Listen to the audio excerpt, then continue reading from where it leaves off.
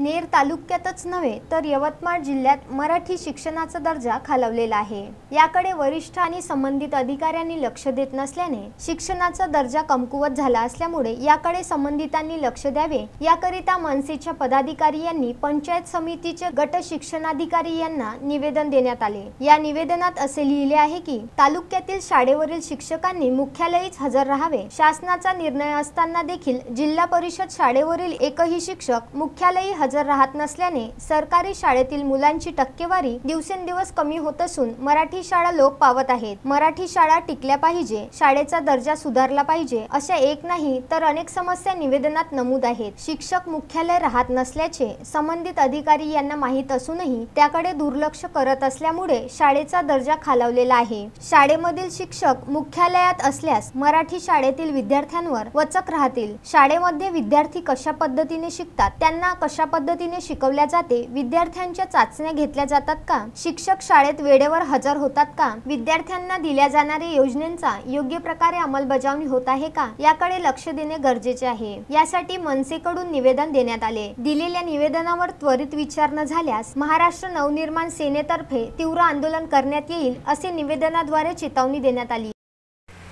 शिक्षक मुख्यालयी राहतात की नाही या संदर्भामध्ये प्रत्येक शाळेच्या मुख्याध्यापकांना, शाळा समितींना माहिती करून त्या संदर्भात शिक्षकाच्या मुख्यालयाचे सगळे पुरावे मागण्यात येईल आणि जे शिक्षक मुख्यालय राहत नाही त्यांच्यावर रितसर कार्यवाही करण्यात येईल। नवनाथ दरुई, विदर्भ न्यूज, नेर।